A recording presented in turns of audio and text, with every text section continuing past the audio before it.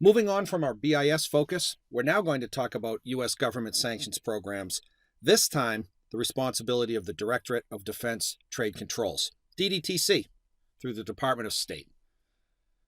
The Directorate of Defense Trade Controls is responsible for enforcing sanctions and embargoes of articles found on the USML. This should all be very familiar to us, the United States Munitions List. That makes perfect sense because through ITAR, the International Traffic in Arms Regulations, DDTC enforces everything to do with defense-related exports. Same applies for sanctions and embargoes. Countries for which the DDTC has published country policies and embargoes are Afghanistan, Belarus, Burma, Central African Republic, China, Cuba, Cyprus, Democratic Republic of the Congo, Eritrea, Haiti, Iran, Iraq, Ivory Coast, Kyrgyzstan, Lebanon, Liberia, Libya, North Korea, Russia, Somalia, Sri Lanka, Sudan, Syria, Venezuela, Vietnam, Zimbabwe. Quite the distinguished list there. The link that we're showing in the third bullet point is the specific link to the country policies for each country listed here. Yet another resource, this from a defense perspective, that exporters can use to go and look specific to country policies through the DDTC. We'll note at the upper left-hand side, we are on a U.S. Department of State Directorate of Defense Trade Controls landing page. Specific country policies and embargoes, what we spoke of just a moment ago. This is what it looks like, with some key links to specific information. Let's have a look-see. This chart does not include all policies toward foreign countries for the export of defense articles and defense services.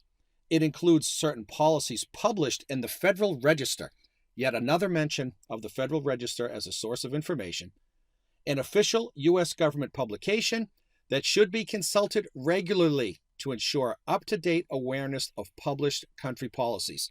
So let's add in a de facto trade tip here. As a part of our export compliance activities, as a part of screening, we want to be checking the Federal Register with frequency. The page goes on to say that all submissions to DDTC are reviewed on a case-by-case basis. There is no presumption of approval for submissions, and DDTC may disapprove applications. Very simple. So what we're looking at here in the body of the website is a country, the date, the federal regulation, and any comments. Easy to see that one can click on specifics. One can also see that the dates go back pretty far. 1996, that's more than 20 years ago. That's related to Afghanistan. Alphabetically listed, the hit parade of countries, Belarus, Burma, Central African Republic, China, PR, that's People's Republic, Côte d'Ivoire, that's the Ivory Coast, Cuba, Cyprus, it goes down all the way through the alphabet. If we are in the business of exporting defense articles and or services, this is a resource we need to know about. As an export perspective, if one were to scroll down the previous slide to the country of Eritrea, we would see a Department of State notice of United Nations embargo on Eritrea. There are 3 references here from 2006, 2008, 2011. The excerpt from the Federal Register, and then the comments. We're interested in the third comment that came out on August 8th, 2011, as an amendment to ITAR 126.1, added to list of countries subject to a UN Security Council arms embargo, taking us back to UN resolutions, in this case, that created arms embargoes on Eritrea. Multilateral, multi-country arms embargo. In the body, if one were to click on 76 FR 47990, what we see here is what would appear. As a summary, we won't read through all of the countries. The Department of State is amending the International Traffic in Arms Regulations to update country policies regarding Afghanistan through Zimbabwe. Here's what we're interested in on the right-hand side.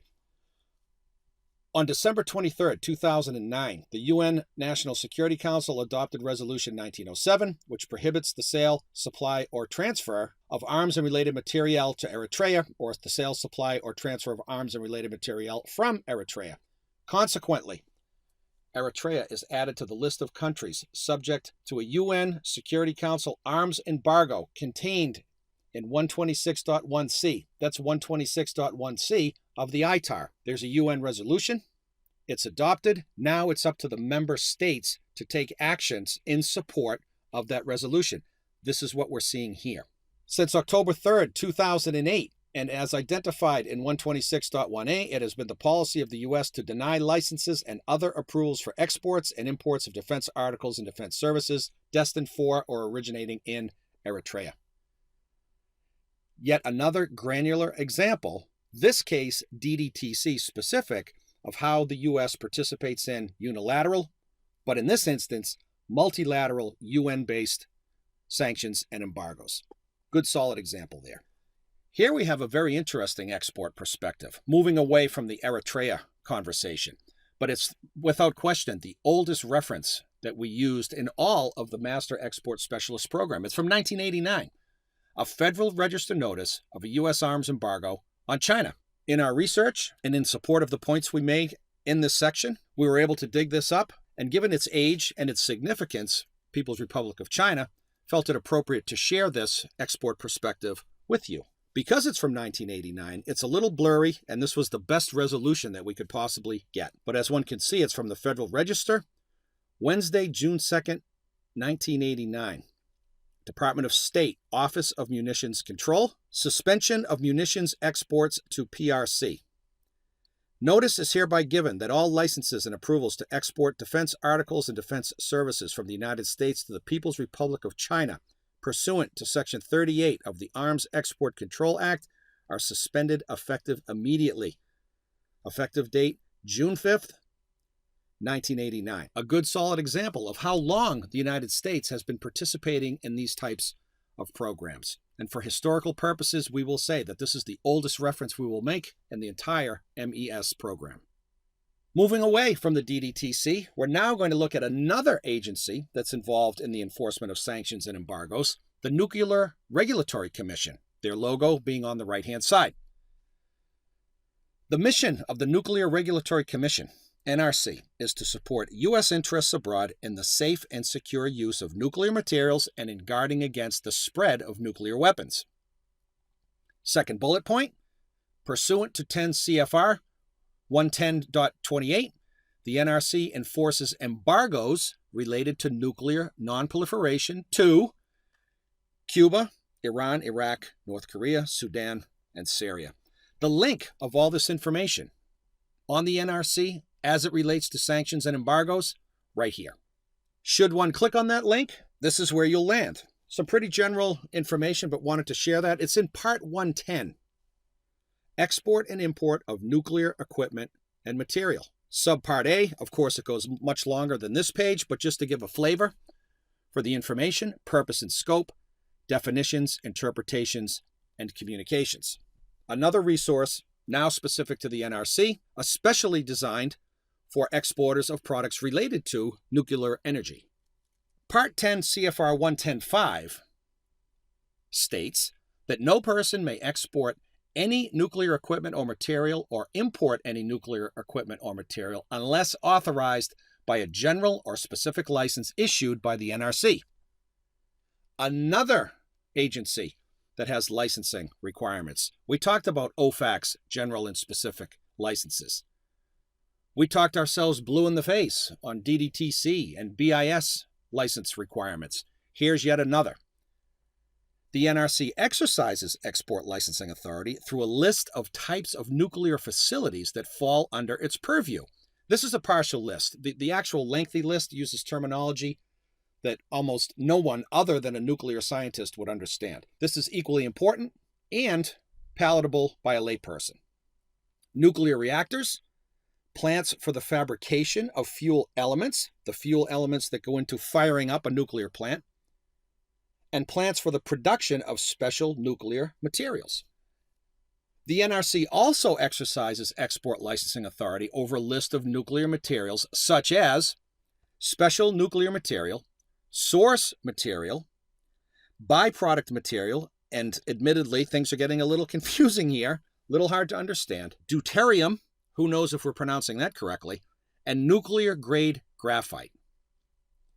Whereas the NRC also deals in import licensing authority, as a note, we'll say that the NRC's import licensing authority is beyond the scope of the MES. We're dealing with exports here. If one were to continue down that NRC homepage that we saw a moment ago and went down to Subpart C licenses, this is what we would find. Of course, we're most interested in this section for purposes of licensing, be they specific or general. Starting with 110.19, different types of licenses. General license information, general license for the export of special nuclear material, found in 110.21, license for the export of source material, byproduct, deuterium, as we spoke of a moment ago. General license for the export of nuclear reactor components, the parts and components that go into making a nuclear reactor. Import information, we said that's beyond our purview. Embargo destinations, restricted destinations, members of the nuclear suppliers group, goodness, we spoke of that probably 200 slides ago, and an application for a specific license. It's easy to click on any of these depending on the topic of interest and move from there. Let's see how we can click on those various sections through an industry vertical, exporting nuclear equipment to the Republic of Korea. This is South Korea, not North Korea. We're talking about South Korea, our long-trusted ally. A nuclear plant in Seabrook, New Hampshire, wishes to ship a highly specialized coolant pump to a nuclear facility in the Republic of Korea. The pump itself has been specially designed to circulate coolants in a nuclear reactor. What steps does the New Hampshire nuclear plant have to take to determine if the pump can be shipped under a general license approval from the Nuclear Regulatory Commission? Let's emphasize two things here. We're talking about a coolant pump that was specially designed to circulate coolants in a nuclear reactor. So it's going to go into the manufacture of an overall nuclear reactor. Let's continue on. Because the NRC's Export Licensing Authority does cover nuclear reactors, the first step in the process is to state that the NRC has regulatory jurisdiction over this export. The next step is for the U.S. exporter to reference 31 CFR Subpart C 110.26, which covers general licenses for the export of nuclear reactor components. Of course. From there, the analysis must determine if nuclear components can be shipped to the Republic of Korea under a general license. If yes, it must also be determined if the pump itself falls under the items that can be exported to a nuclear reactor. The following slides demonstrate how this process works. This is 31 CFR Subpart C 110.26. Let's zoom in and see what it says. A general license is issued to any person to export to a destination listed in paragraph B, we'll get to that in just 1 second, of this section, any nuclear reactor component of U.S. origin described in paragraphs 5 through 11 of Appendix A. We'll see Appendix A in just a moment as well. But only if, 1, the component will be used in a light or heavy water moderated power or research reactor, or the component is in semi-fabricated form and will be undergoing final fabrication or repair in those countries for either subsequent return to the U.S. for use in a nuclear power or research reactor in the U.S. or in one of the destinations listed in paragraph B of this section. We need to look at paragraph B and make sure that the Republic of Korea is on that list. If it isn't, things aren't going to go well with this export. So let's run down. There it is, Republic of Korea. With that fact, we can move on. Reference to an Appendix A of Part 110 was made just a moment ago. That's what we're looking at here. It's called Appendix A to Part 110, Illustrative List of Nuclear Reactor Equipment under NRC Export Licensing Authority. So it's a list of equipment that is subject to NRC Licensing Authority. There's a note that describes what a nuclear reactor is. Basically, includes the items within or attached directly to the reactor vessel, the equipment which controls the level of power in the core, and the components which normally contain or come in direct contact with or control the primary coolant of the reactor core. Sounds like we're getting a little warm here. They provide a list. 1, reactor pressure vessels. 2, online reactor fuel charging and discharging machines. 3, complete reactor control rod system. Goodness knows what that even is.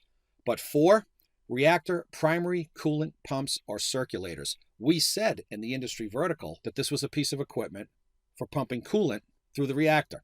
We're interested in number 4. That's how we know that this pump fits the description or is found in the illustrative list of nuclear reactor equipment under NRC Export Licensing Authority. This is the process that we have to go to ascertain that a general license can be used for this particular export for a specific product found here to a specific country, also found on the list, in order to do this legally. Pursuant to the information provided, that general license can be used here.